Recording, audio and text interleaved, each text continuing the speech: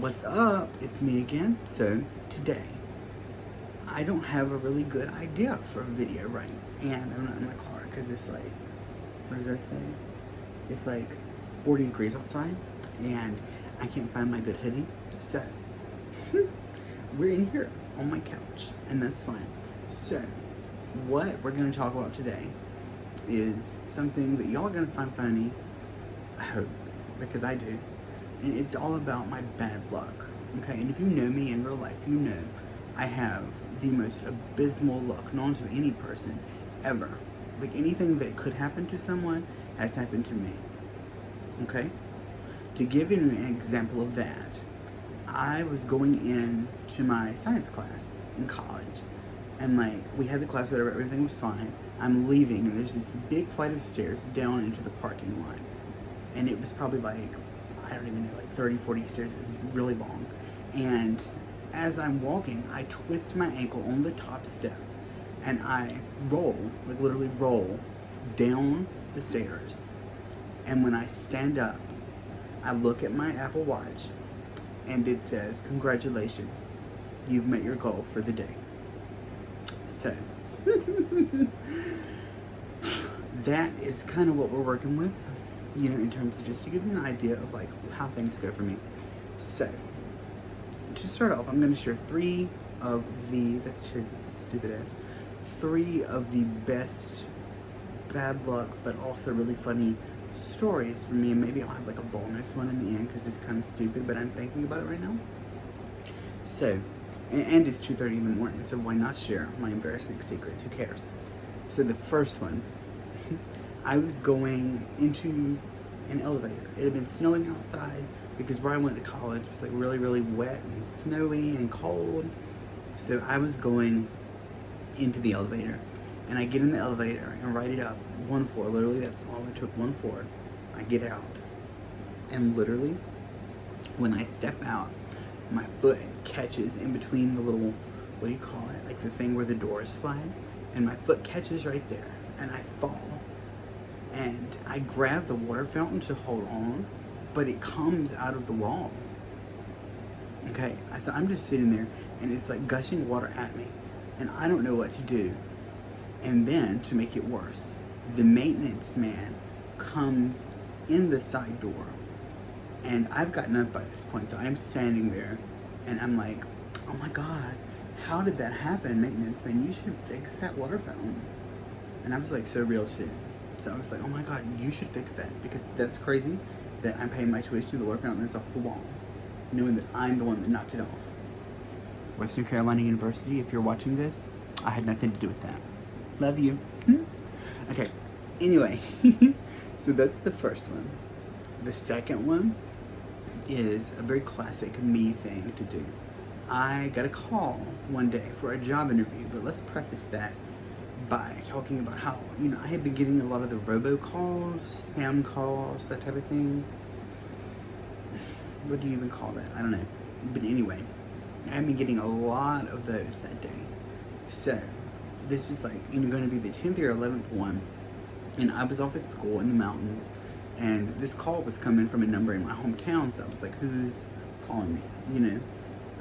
I figured that since you can like spoof numbers now and things like that, then it has to be, you know, just like a telemarketer or somebody who has in a business talking to me at the moment. So I answer the phone, and the first thing I say is like, I answer, and they're like, hi, is this John Belcher?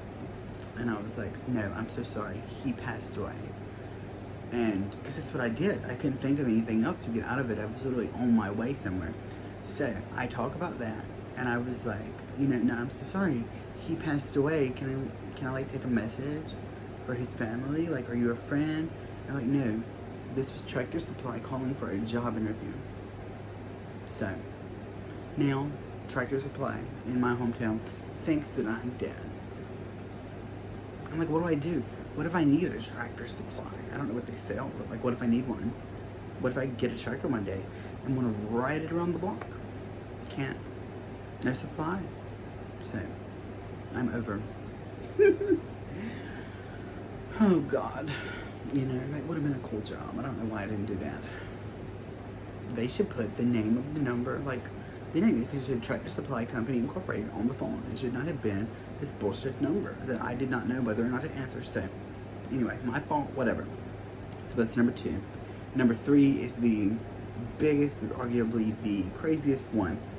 I had gone to Europe for a study abroad trip in 2018. I had a great time, except for this one thing.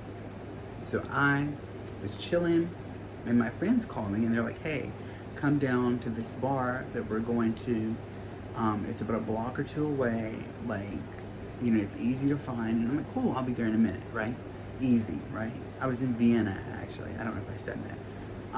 So I leave the hotel, and as I'm walking, this man comes up to me, and he's like talking to me in German, and I speak a little bit of German, but not enough to be like, I know what you're saying to me right now. So at that point, I ask him, I'm like, "Do you know how to get to this place?" And I show him the map on my phone, and he's like, "Da da da da." I don't know what he's saying, and then he snatches my phone from me, snatches my shit, and that's crazy because don't touch my phone, don't touch it. Okay, so he takes it, and then I'm like, "Give me back my phone, bro. Give it back." And he wouldn't. So at the point, I grab his wrist, and I grab my phone back, and then these 2 people, God bless them, their names were Jan and Anita. Jan and Anita, if you see this, I love you. I hope you're still together, because if you're not, love is dead. So they come, and they're like, "Hey, this guy is saying like really awful things about you. You need to come with us." So we go into their bar, and we hide in their bar until this man and this other group of people that were like hiding in an alley go and like walk past the bar, and they don't see me anymore. Like, who else would that happen to? So at that point, we run through the back alleys and eventually get to the place where I need to go, and they're like, you know, "Hey, are you good? Are you cool? Everything's fine now?" And I'm like, "Yeah, thank you so much." So that was basically like, that defined my trip to Germany, because it happened like right at the beginning. Because we went like Budapest, and then we went to Vienna second. So that happened like 3 days into my trip, and I was like, "Oh my God," you know.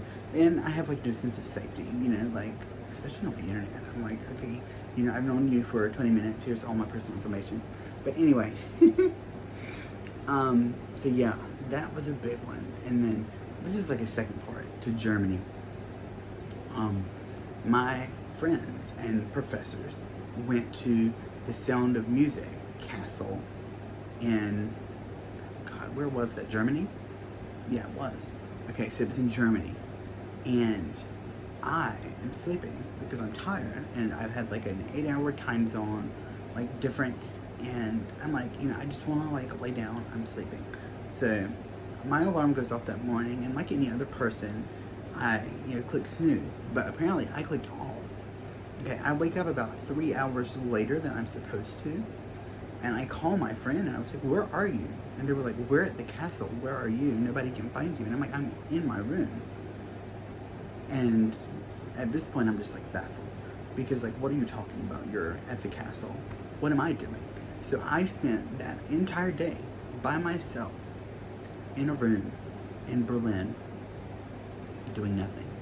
I learned some German, ate some chocolate, got all fat and sassy, things like that.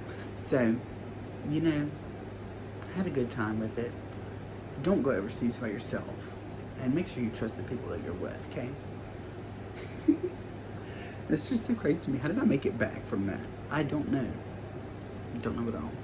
So, okay, so that's my top 3. Okay, that's my top 3, and I hope they were as entertaining for you as they were for me.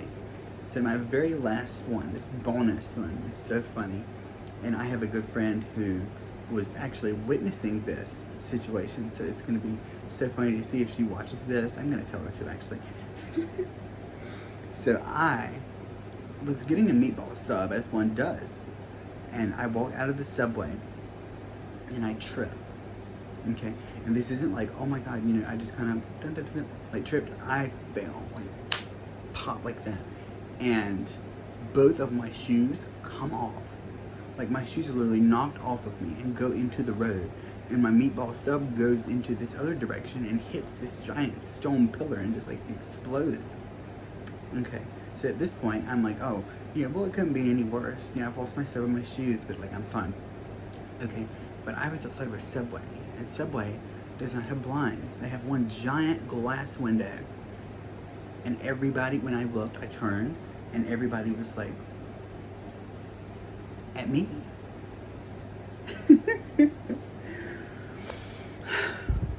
Yeah. So anyway, my friend happened to be in there, and I remember seeing her face, and she went.